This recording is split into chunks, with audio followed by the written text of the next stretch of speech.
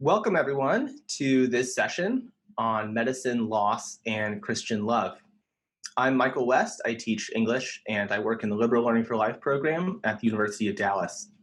As we begin, I'd like to thank especially this panel's sponsor, the University of St. Thomas Catholic Studies graduate program. We are joined today by two guests, Dr. Timothy Flanigan and Dr. Erika Kidd. Dr. Timothy Flanigan, MD, is professor of medicine in the Infectious Diseases Division of the Miriam and Rhode Island Hospitals and Brown Medical School. He received a BA from Dartmouth College and an MD from Cornell University Medical School. In 1991, he came to join Dr. Charles Carpenter to lead the HIV and AIDS program and was subsequently appointed Chief of Infectious Diseases in 1999 until stepping down in 2012. He spearheaded the HIV care program at the Rhode Island Department of Corrections to develop improved treatments for HIV infection, and he's received NIH and CDC funding for over 30 years. He received the Robert Wood Johnson Foundation Community Health Leadership Award in 2000.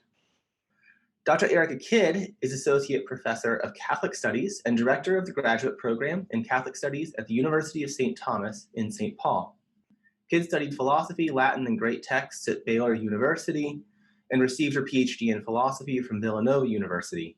She writes and speaks on Augustine and the Augustinian tradition, and she teaches courses on happiness, conversion, and taking the incarnation seriously. She's currently at work on a book about how we can learn to hear the voice of God in our conversations with one another. Here's the plan for this hour. Dr. Flanigan will speak first for 10 to 15 minutes, and then Dr. Kidd for 10 to 15 minutes. I'll then ask a question or two to both of you, and we'll begin working through some questions from our audience somewhere around 2:40, 2:45. So as our panelists are speaking, I invite you in the audience to type your questions into the Q&A box on your screen. And with that, Dr. Flanigan, you have the floor. Super. Thanks, Mike. And thank you to the Portsmouth Institute for bringing us together for this great symposium. So I'm not a teacher. I'm a practicing physician. I'm also a permanent deacon, which I've been for about 8 years, which I totally love. And I'm going to just share some of my experiences and thoughts on medicine, loss, and Christian love. But I'm going to really speak primarily as an infectious disease doctor. So the COVID pandemic, is really my third epidemic. I'm really best known as an HIV and AIDS doctor, and I've taken care of patients with HIV for over 30 years, really since being in medical school in New York City when the AIDS epidemic really reared its head. Now, early on in the late 80s and 90s, when we were caring for our patients, we could win a battle or two. They would get some of the infections we could treat and treat quite well, but we could not reverse the course of the disease because our HIV medications were very, very poor. So if we treated one infection successfully, another one would come along as the immune system got weaker and weaker and weaker. And it became clear that we were there to walk with our patients, to journey with them, to care for them. And they desperately wanted that and needed it, but we could not reverse the course of the illness. What was remarkable was the courage and the heroism of their parents, their partners, their friends, their siblings, who also decided to walk and to care for them through this incredibly hard, difficult illness. You know, as a parent, we're supposed to care as a child. We're supposed to care for our parents later in life when they become ill. But suddenly, when you're asked to care for your child who's desperately ill, when you're an older parent, this is really a hard thing to do. And yet the love in action, the really courage and the deep, deep grace that I saw was so humbling and so moving. And sometimes when it was least expected, folks that were not, you would not necessarily expect it. And boy, did they show up. And was that something? The other thing that became clear was the inevitability of human suffering. And, I have an Indian friend of mine who one time sat me down and said, "You Americans do not understand suffering. You all think that if you suffer, there must be something wrong. It's an aberration. You know, somebody must have made a mistake. Or this is particularly cruel when people say, well, did you do something wrong? But Americans, we don't understand. And my Indian colleague said, you know, for us, suffering is like the rain. It just is. And we have to help each other through it. We need to try and lessen it. And that's a good thing. But it's not an aberration. It's not a mistake. Nobody's to blame. It's really part of the fabric of your life. And you can't take that, you can't unwind it. You can't take it out. And it's not a mistake. You just have to recognize that it's an is. And that helped me out really was, wow, that really is a different approach. And I see so often in the struggle with pain and suffering that we Americans have a lot to learn from that. Now, you might think, gosh, was it an issue being a practicing Catholic then, or now being a permanent deacon, and also being an HIV and AIDS doctor? You know, HIV is a sexually transmitted disease, and there's a lot of, hostility there. But it really is not an issue, because when folks are suffering and hurting and need care and want care, they're looking for that. They do not want to be alone. And if you're willing to walk with them and be with them, and of course help them, that makes all the difference in the world. Now I'll fast forward to August 2014. That's when the Ebola epidemic was raging in West Africa and Liberia. And I spent 2 months in Monrovia, which was the capital there. And I was working with 5 Catholic clinics that were trying to stay open, and with a large Catholic hospital, St. Joseph's, that had been shut down when the epidemic went through, to help it to reopen. Ebola was so cruel because it hit families so particularly hard. Unlike coronavirus or the COVID pandemic, Ebola only spread when you are very ill. And as a person would become desperately ill with high fevers and nausea, vomiting, diarrhea, dehydration, who would care for them? Their family members.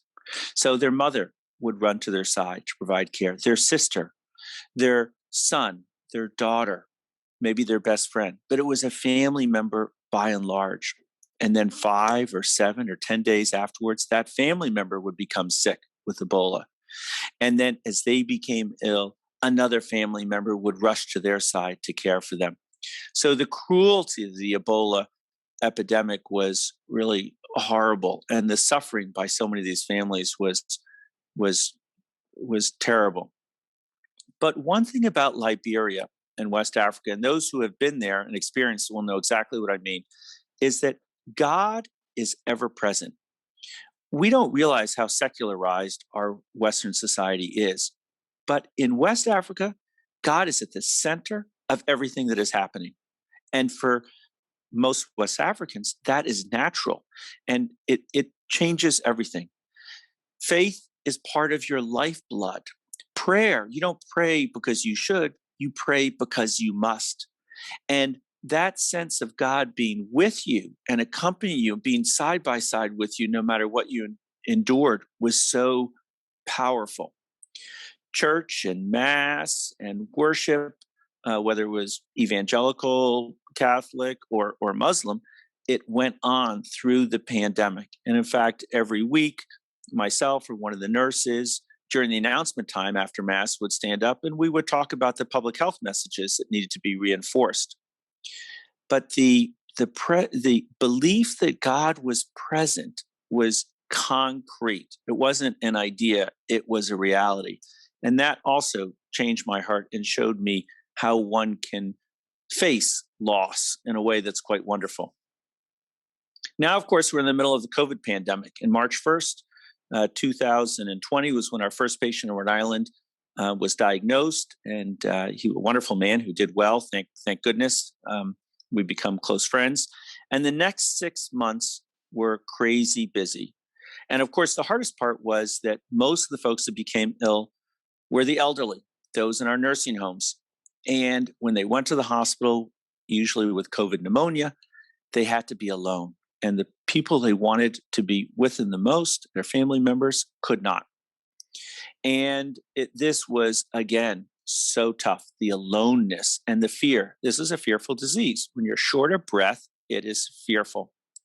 And the heroes here were the nurses who just stepped forward. I hate to admit it, many of my colleague doctors didn't even go into patients' rooms. They would call them from outside the room and talk to them by phone, but would not go in and look them in the eye and touch them with gloves safely, but they would not do that because of their concern. But the nurses went in, hour after hour after hour, even though they also didn't know what would happen, whether the disease might spread, but they did it because of their care for patients. And they held their phones when you were FaceTiming to talk to their loved ones, often for the last time, when they knew that they were going to be dying of this, and folks were transitioning to palliative or hospice level care. And they were there holding their hands. And I'll tell you, this is not theological dogma, but I'm convinced that heaven is going to be full of nurses because they were so extraordinary. But the being alone, we yearn to be with each other, and that aloneness is so profound. I have a friend of mine, some of you may know Michael Perkins, who we were talking recently, and he had not too long ago, a terrible GI bleed where he became extraordinarily anemic and actually came very close to death.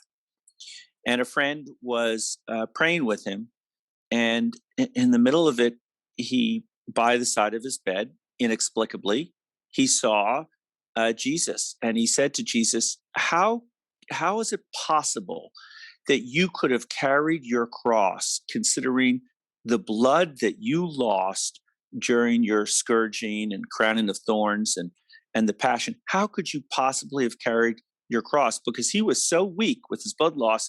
He said he could move his finger, but he could not move his arm, and he was gravely ill. And Jesus said to him, "I did not carry my cross alone.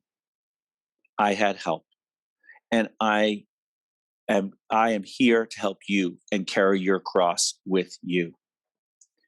And to me, that is at the heart of Christian love, that somehow in our suffering, Jesus, the image of the Sacred Heart, Jesus's heart is pierced. By his wounds, we are saved. And that suffering, he draws us close to him in our suffering, that he is intimately close. He embraces us. And we don't really know why did he have to suffer so much, but it's certainly Jesus did not suffer so we would not have to suffer, no, but rather that he would always be with us in our suffering. And maybe part of the mystery is that our suffering, we help him carry his cross when he was too weak to do it. We don't, but we do know that he is there to help us carry our cross, and that we are never alone. And our call is to reflect that in our life and be with those we love and those who are unloved as they suffer, so that because that aloneness is not the reality. God the Father, God the Son, and God the Holy Spirit is with us in our suffering. So it's for us to reflect that, and that is the reality of the situation. Michael, why don't I stop there?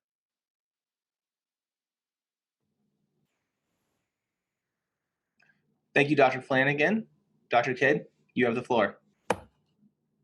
Great, thank you. Thank you so much for those beautiful comments, Tim. I'm really looking forward to our conversation, and thanks also to the Portsmouth Institute for this invitation. So not long ago, I sat on a sunny patio beneath the windows of our local children's hospital eating lunch with a friend as her infant son labored to breathe in the NICU inside.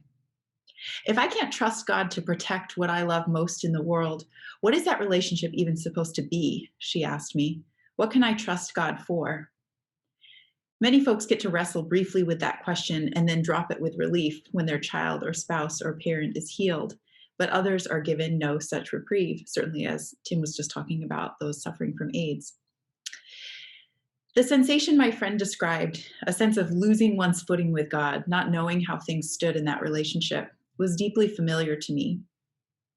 My own son, John Walter, was stillborn at 40 weeks gestation and without warning just over 5 years ago. While many of the dear people in my infant loss support group said losing a child had shaken their belief in God, that wasn't really my experience. Instead, when my son died, I felt like I had just discovered I was in a relationship with a vindictive and cruel spouse. Not my earthly husband, who was and is completely wonderful, but a God who toyed with my heart, giving me long-awaited gifts only to tear them away again.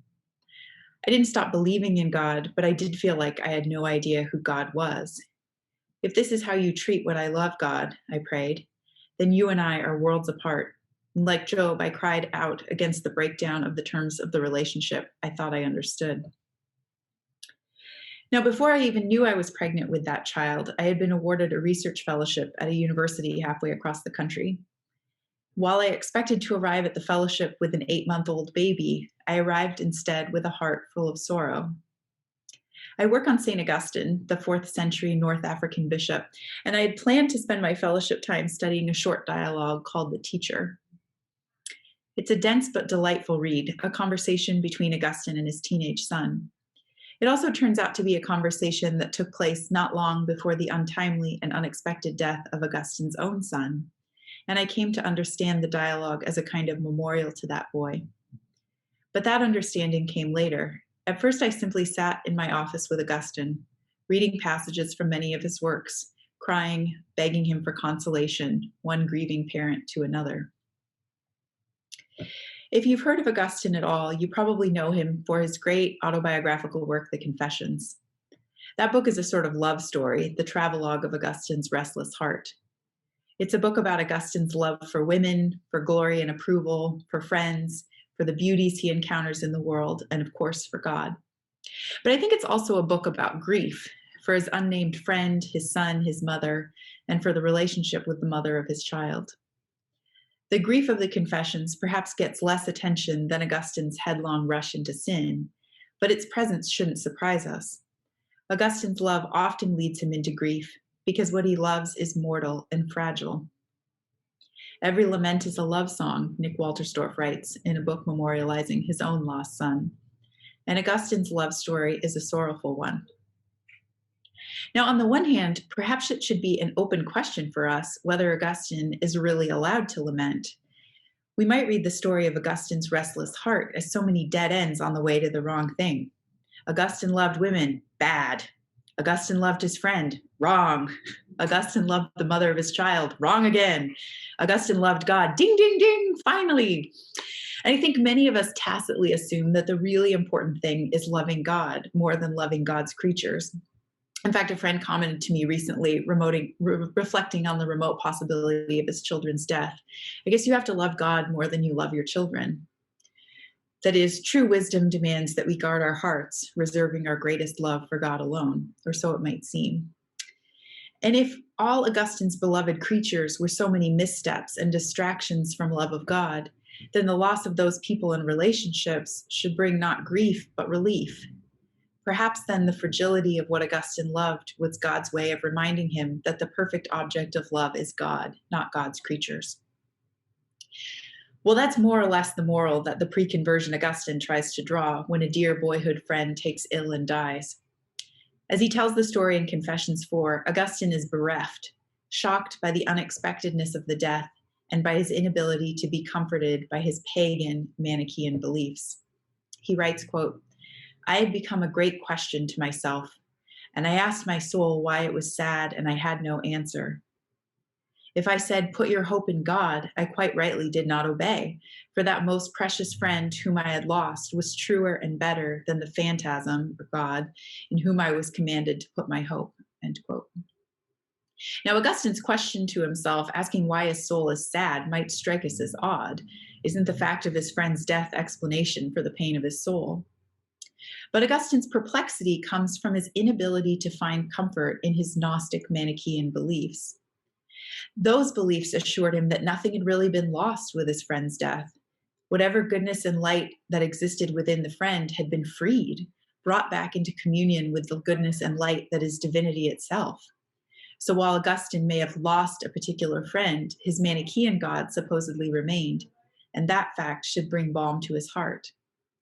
It should also, on the Manichaean view, serve as a reminder not to get too attached to lesser goods, but to fix one's affections on God, the real object of all affections. Now, I've cast all this in terms of Augustine's bad Manichaean beliefs or false Manichaean beliefs, but again, I hardly think it's an attitude foreign to Christians. One scholar reads even the Christian Augustine as recommending this sort of view, namely that love of God means renunciation of all other loves and human relationships.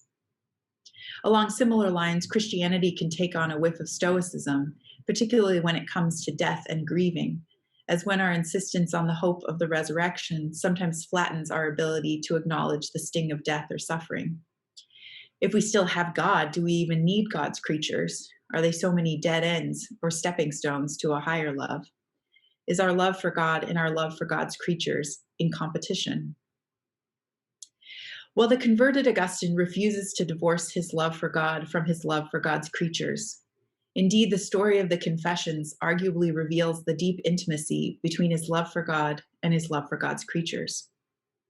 To tell the story of God's love for him and his love for God, he tells the story of his life.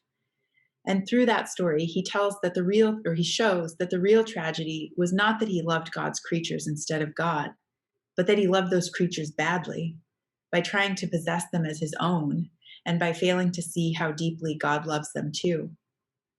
God never tells Augustine to stop loving creatures. God more or less tells Augustine to love them more perfectly, more wholeheartedly, and to love them in him, or we might even say with him.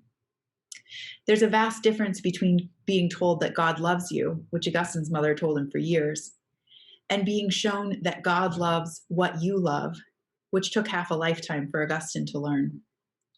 Affirmations of the former can seem feeble, but if the latter is true, if God loves what I love when I love most purely and truly, then I can know that I am loved.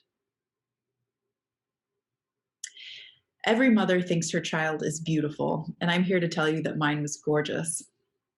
When my son died, one of my recurring questions was how God could let a beautiful being pass from this world. Was there some kind of surfeit of beauty around already, such that this little life wasn't especially needed? Was God indifferent? I kept telling God to look, as though my son's death had occurred through God's failure of attention. If God really saw the full beauty of what had been lost, he would take it all back, restoring my son to life. In fact, I felt like the beauty of my child added salt to the wound of having him taken from me. It was as though his beauty drove an even deeper wedge between my heart and God's. Well, one of the great consolations Augustine gave me during my hours with him was his insistence that the beauty of fragile creatures does not signal God's cruelty, but God's affection. And inasmuch as I truly love that beauty, my love tracks God's own. Take, for example, Augustine's brief Confessions 9 mention of the son he lost. On Augustine's telling, that boy was a beauty in every way, very fair of body, with brilliance that filled Augustine with awe. Each wonder, physical, intellectual, moral, Augustine attributes to God, creator of all things, who gives fair form to our deformities. However heartfelt his affection, Augustine admits that it was his love, not God's, that had been imperfect. And that's why Augustine is able to say, quote, "Very soon you took him away from this life on earth, but I remember him without anxiety. Indeed, I fear nothing whatsoever for that man," end quote. God wasn't blind to the beauty of Augustine's son. He was the very creator and source of that beauty. And the loss of Augustine's son didn't signal that Augustine was wrong to love his son. It invited Augustine to understand more deeply the character of God's love for both of them. Some of you will know that stirring passage in Confessions 10, where Augustine asks representatives of each part of creation if they are God. The passage reads a bit like a nursery rhyme, as the sea and the deep, the sun, moon, and stars each admit that they are not the God Augustine seeks. But when Augustine asks those creatures to tell them something of God, they cry out together, "He made us." While Augustine describes all of this as a conversation, he also admits that the exchange actually took place without words. Augustine says his questioning of creation was his attentive spirit, his attention, And the reply is simply the beauty of those creatures. Or to put it more simply, for Augustine, the beauty of God's creatures is the very thing that shows God is their creator. The beauty of creation, especially the beauty of those we love, is a revelation of God's loving care for each creature. That beauty is God's promise to us that his heart shares all our more fragile offerings of love. Thank you.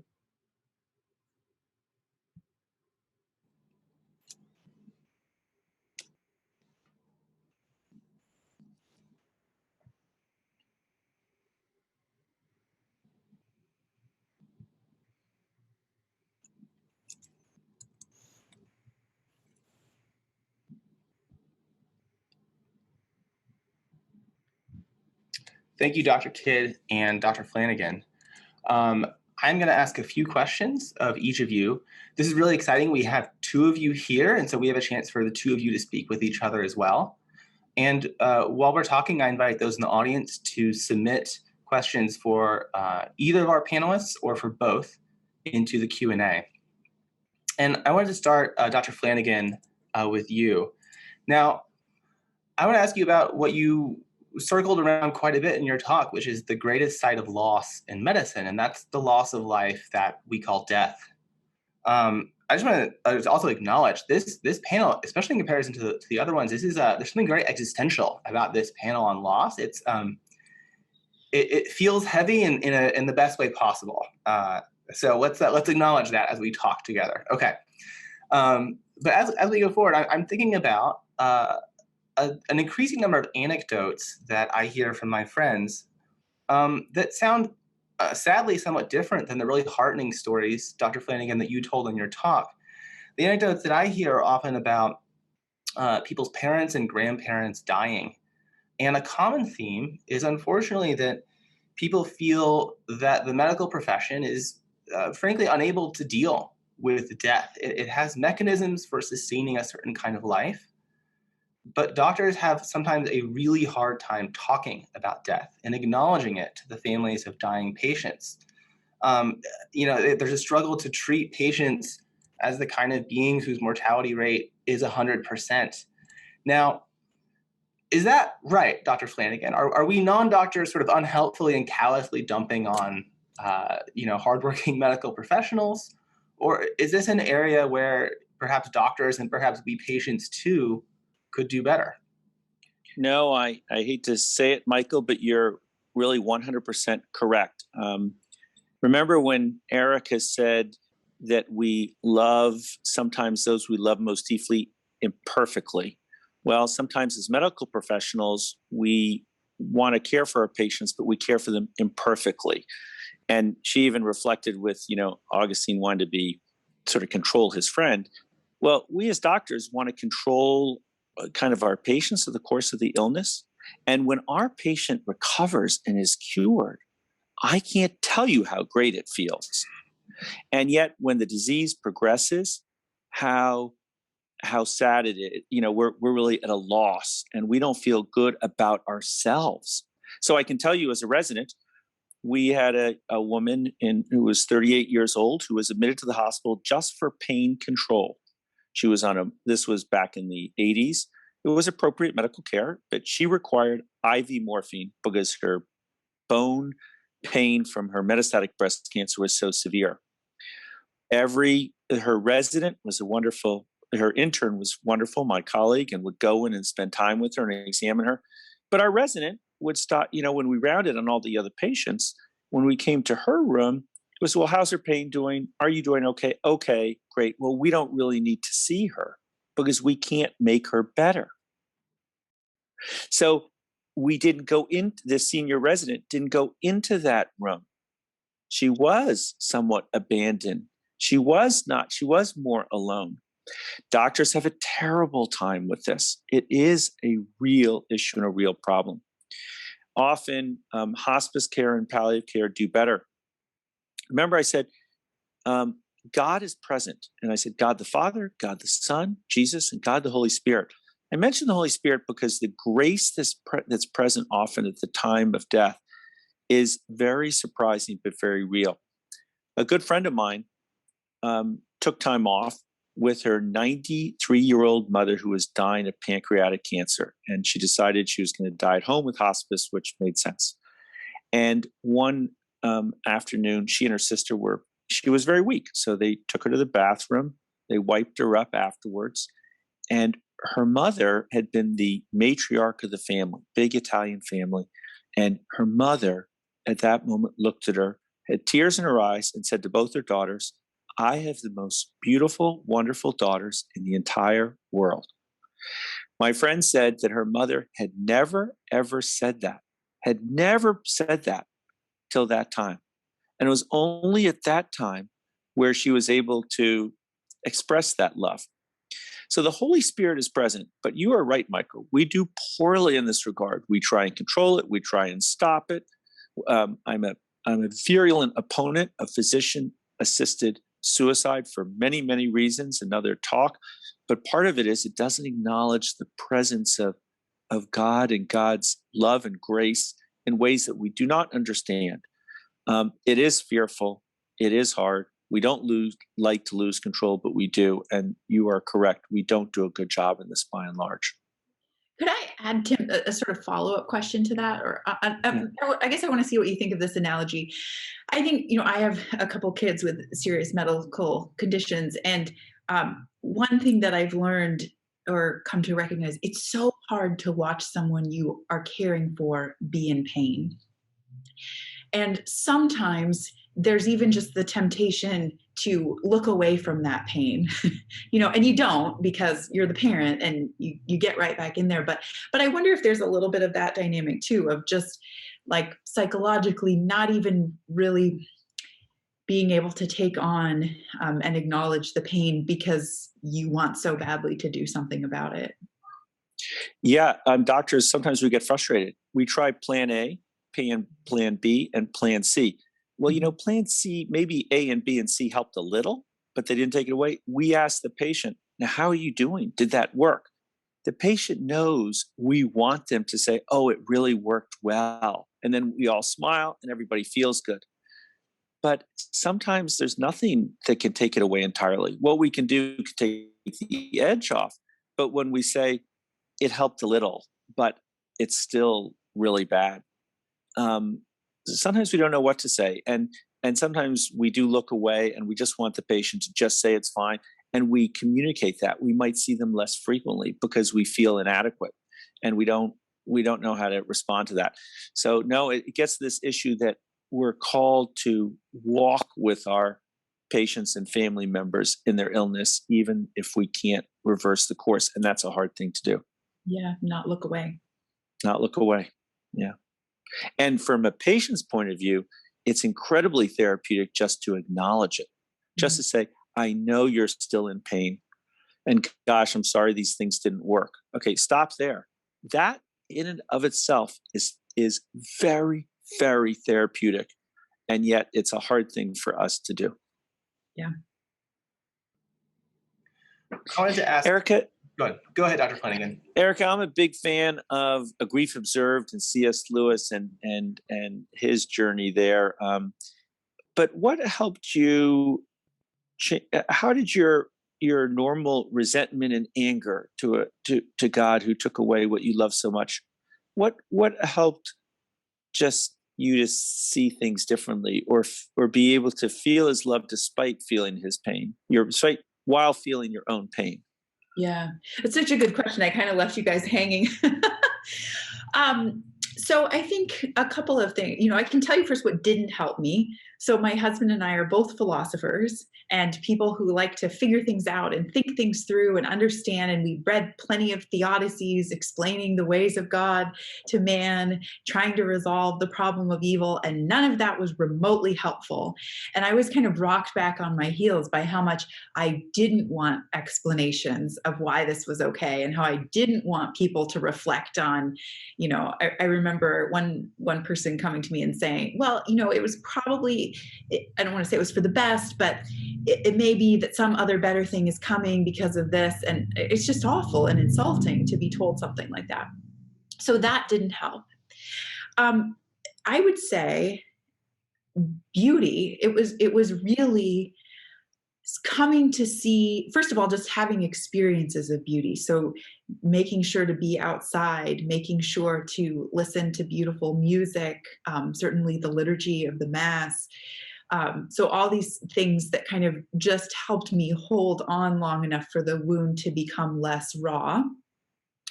But then also that beauty reminding me that I do have a loving creator who's intimately involved. God is so involved with this world that he cared about the shape of my son's face or about the shape of the flowers in my front yard. And so it wasn't so much God's master plan or God's sovereignty or God's justice. It was kind of God's attention to beauty. And that reminded me that God wanted to be close to us. The other thing that I'll say, and you touched on this beautifully, I thought, is just the suffering of Christ and actually the Sacred Heart.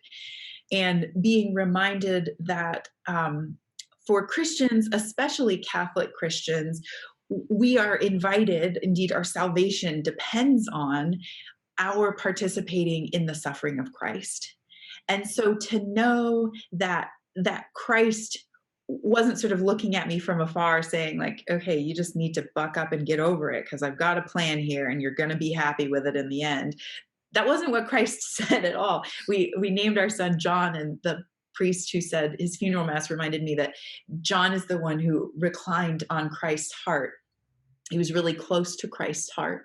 And so to be reminded that Christ's heart was suffering and my heart was suffering right along with him, that made a huge difference. And then also finally, just the person of Mary, and being reminded that the experience of losing a child is actually quite a common one, especially in the ancient world. And so again, not because I was able to look at Mary and say, and it worked out perfectly, it worked out for the best, but because I was able to know that she was right there with me in my suffering. And this is so much of it. It wasn't that these figures gave me explanations, but that they came and sat with me and we grieved together, which I think just picks up so well on, I mean, it's so connected with what you were saying about just walking with people, not because you're able to offer them a solution, but because that walking is actually therapeutic. It's actually healing in a deep sense.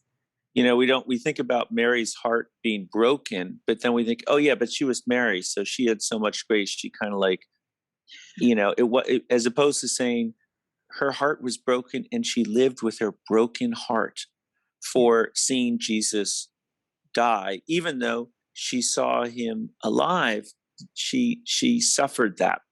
Yeah, it's an interesting. We don't. It's hard to live with it and reflect it. Anyway, yeah. She still had those images in her memory. Yeah.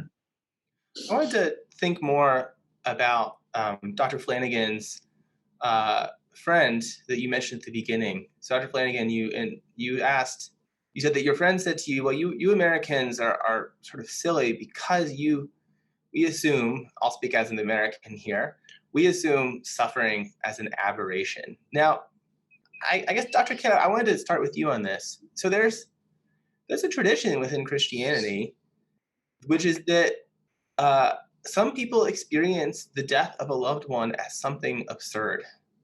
And they don't experience it as like the rain. They experience it as this sort of bump into something meaningless and something that feels like it can't happen. It isn't real. Now, some Christians say, well, this is sort of, an index toward the truth, which is that we are made for life. We are not made for death. Our life persists in God, that really, for God, death is not the end. And so I guess I'm wondering what you think about Dr. Flanigan's friend, who, do we really need to see loss and death as an aberration? Do we really want to see suffering or loss as something like rain? Mm-hmm. And do we maybe actually want to see it as something absurd? Because then that projects us outside of this sort of cycle of life and death that feels very futile to many of us. Dr. Kidd, I wanted to ask you to just respond to that, and then Dr. Flanigan, if you'd like to follow up afterward, that'd be great. Yeah. I mean, the comment of the friend makes a lot of sense to me, Right. particularly when it comes to medicine and childbirth. I mean, uh, compared to how things used to go, 150, 500 years ago, things go so much better that it can become easy to think that these things aren't going to come along. I mean, I think the fact of the matter is, before the eschaton, before we're welcomed into the glory of heaven, these things are going to be typical of our daily life. And when you were asking about the Christian tradition, I was also thinking about even older or kind of contemporaneous tradition, the Stoic tradition. I often teach the letters of Seneca to my undergraduates, and Seneca suggests that it's a good idea to think about the bad things that could happen to you in your life. And my students think, oh, this is super morbid. Like, I'm going to think about my parents dying, or I'm going to think about getting into a car accident. Like, that's just depressing. Why would I do that? Well, actually, now that I've gone through a couple tragedies, I think there's something helpful in just knowing things are going to go sideways at some point. And in as much as we're living under the stain of original sin, in as much as we're living in a world that's still groaning, waiting for redemption, to know that this is going to be typical of our experience does have some psychic benefits, at least. I don't know about the theological. I don't know if you want to say more about that, Michael, but what's kind of at stake theologically there. But I'm just kind of thinking psychologically, it makes sense to me to say, well, it is like the rain. It's always going to come. And yeah. Americans really do want to blame others. And for example, two moms are talking and one says, oh, well, did you hear so-and-so just lost their 19-year-old just died in a car accident or ended up whatever. And the next mom says, oh, well, were they drinking? The first one's, were they drinking? What does that imply? Well, they were somehow to blame. And by the way, if they're drinking and that happens, it means that my child, who I love so deeply, as you know, it won't happen to them because I won't let them be drinking. Mm-hmm. Well, the whole thing is absurd. Somebody else could be drinking and run across the median and hit the car head on and they die. It's not anybody's fault. And sometimes you're not drinking and you fall asleep at the wheel. These things, happen. Life, it happens. And yet Americans want to deny that. And then they also want to blame others. And some of this is protective, but it's bad because it changes your heart from one of having to endure the pain to railing against it and blaming someone else. Just to give an example, we don't realize our country is a country of walking wounded. We have the best medical possible care. Our technology in this country is the best in the world. We can replace a heart, a lung, a kidney, part of your eye. But yet our death rates from overdose are higher than they've ever been. I've had, in our parish, plenty of funerals of young individuals dying. They kept themselves safe from COVID, but they died of a drug overdose. I don't know if you saw the Wall Street Journal not too long ago, an article about how middle-aged men between the ages of 30 and 55, their mortality rates were going up. Why? It was due to alcoholism, drug overdose, suicide, death from violence, motor vehicle accidents. We are a country of walking wounded. And this idea of control over life is a mirage. And we need to, now, I don't want to sit there and rail against people because some of this is a defense and there's a lot of vulnerability, but I'm convinced we are the walking wounded and we need to acknowledge that. And yet we gloss it over and we pretend that we can fix it. And if it's not being fixed, somebody's at fault and it's a mirage. Yeah, I love this. So we're always looking for explanations, and sometimes theological explanations, right? Sometimes it's the, oh, they were drinking, or sometimes it's the, oh, well, things weren't going really well in their family, or or at least we think, as long as I'm going to church regularly and doing the right things, then my kids are probably going to be okay, or my family's probably going to be okay. And here the notion of the absurd comes back on, maybe in a different way. There's a kind of spiritual discipline in saying, from our perspective, this is random, or this is, I don't want to quite say meaningless, but we can't give an account of why this happened, right? Mm-hmm. For me, it became a kind of spiritual discipline. I'm not going to give explanations about, how my family's going to work, or how my life work, my work is going to go, or, what I'm going to write, or, I'm not going to give any explanations. I'm just going to say it just happened and I have no explanation for it. And I think there was something salutary in that. Very much so. It is beyond us, and we have to recognize that it is not for us to know. And as C.S. Lewis said, we live in the shadowlands. We're groping. We live in the fog. We don't see things clearly, and we can't expect to see things clearly. Yeah. But we should not be assigning fault when the disease of addiction just occurs willy-nilly. It's a terrible thing, but it does not help. The blame is not the blame that we can fall into does not help. Dr. Flanigan, we have a question from the audience that's directed specifically to you and your work as a physician. The question is, how are doctors, both Christian doctors and non-Christian doctors, witnesses to God's love? And to what extent is it difficult to separate your role as a professional when you're being a doctor from your personal life, the spiritual from the medical? Is it possible to bridge those divides, and how do patients respond? Yeah, really good question, particularly in today's culture, which is more and more aggressively secular. So, if you go to medical school, social work school, educational schools, please do not mention God. That's your personal belief. Do not mention God. And that, of course, is both misguided and doesn't allow us to fully help those that we desire to help in our professions. So as a physician, well, first and foremost, we have to try and live out our own relationship with God and discipleship of Jesus as best we can. And that's, of course, numero uno. Physicians have a higher rate of divorce than the general population. When it doesn't bode well. So try and pay a lot of attention to your own house. Then second is, very simple things are very powerful. Wearing a cross around your neck that's visible is powerful, and patients will see it, and that gives them is great solace, and not just for Christians, but also for others that believe in the presence of God in their life.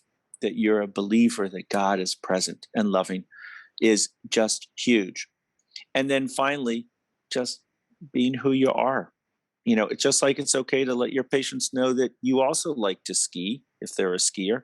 It's also okay to let them know that for you, when you're upset and distraught, that prayer and finding a church where they can really pray and live out their faith life can be really great. And that is easy to do, but it is actively discouraged. So it's got to be done with intentionality, and it's got to be done with professionalism as well, because we're not there to explicitly evangelize, but it is okay to share your faith in an open-ended way, and patients will tell you.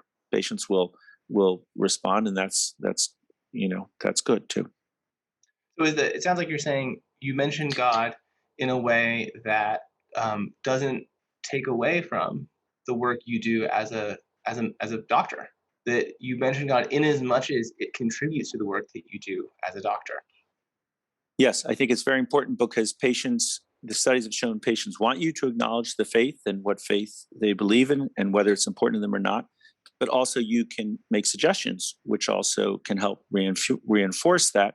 And at the same time, showing that you're going to, that your care doesn't depend in any way on it, but it's important to your heart and it's helped you in those situations. It might help them.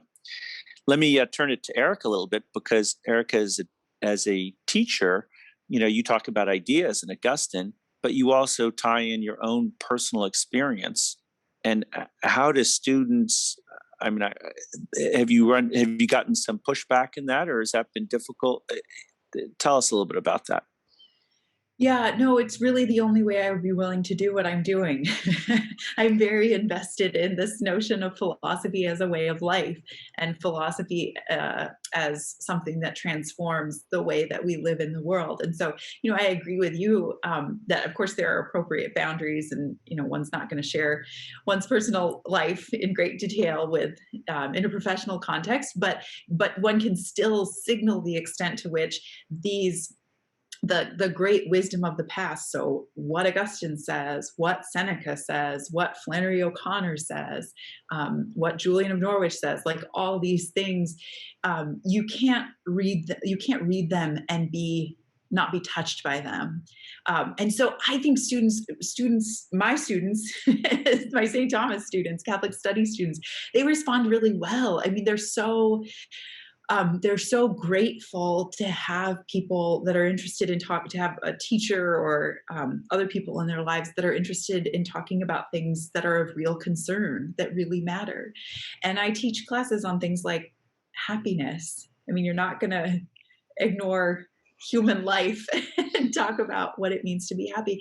And I take it really seriously. I mean, I think I'm actually going to completely revise my course on happiness after this last year, and after, I see the continuous changing relationship to technology and all those things. So, I think it's worth thinking about what's timely and what really speaks to people in their real need. Dr. K, one of our questions, there's a question for you. The person writes, "Thank you for your heartfelt talk. Do you have any advice for those who struggle with loss?" Yeah, well, that's an intimidating question. So I won't frame it as advice, but I'll tell what's been helpful for me. I would say 3 things. And I know the first 2, and I'm sure the third will come to me. The first one is, I think it's very important to have a community around you that has a robust sense of what you're going through. I was very surprised by how much consolation I took from the people in my infant loss support group who had no faith whatsoever. Often I found them much more helpful than some of the Christians in my life, or many of the Christians in my life. So that sense of really being around people who know what you're going through, who understand it deeply, and who are willing to kind of acknowledge and look at that pain with you. They don't want to just see it as one episode in your life that you need to move on from, but they're ready to be there with you in it. So that community of people who really understands what you're going through. And then, of course, your broader community, family and friends. The second thing that I would say that was really helpful for me, and this came out in my talk a little bit, was honest prayer. There was a little bit of time where I just didn't know what to say. I use this language of betrayal. It's like I thought God and I were on certain terms, and then we weren't, and I just didn't quite know where to go from there. And then I found it helpful. It wasn't even so much that I was angry. I was just hurt and perplexed. And so it was helpful for me to bring that to God and say, look at this child. Why would you do this? How can I trust you? I don't trust you. How can I trust you? And I think it was helpful for me to think of my relationship with God on some analogies with a human relationship. So if it feels like something is broken or not working, to kind of push forward into that and keep the conversation going. I felt like that was essential, not to give up on the conversation. I couldn't give up on the conversation. It's like even if you wanted to give up on your spouse, and maybe you would need to in certain circumstances, but that might not be your first move. You want to kind of figure out, how do we keep this going, or can we keep this going? And then probably the third thing is this, looking for beauties that can continue to give balm to your soul. So I think healing is so often a matter, or learning to live with something, learning to incorporate a loss into one's life is so much a matter of time. And so sometimes I just needed, and actually I don't want to sound too high-minded. Also, sometimes it was just watching The Man in the High Castle, but like something to, that's my 5-year ago reference, but something to just kind of soothe me, give me a moment of quiet, listening to good music, going on a bike ride, but just having some beautiful things and sort of taking those gifts.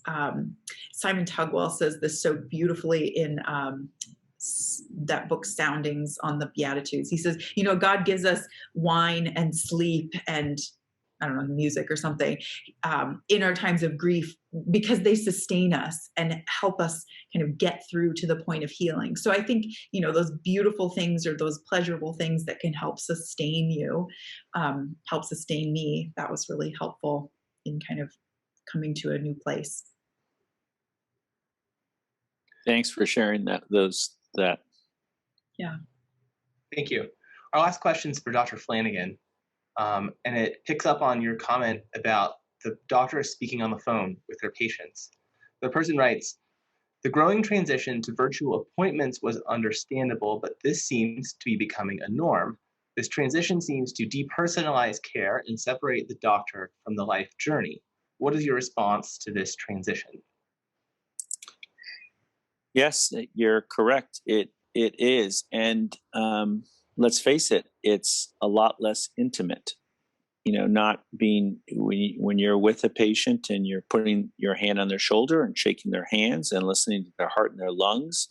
Now, there's no question that, on the telephone, I can review your medications and the side effects of your medications and how you're doing just as well as in person.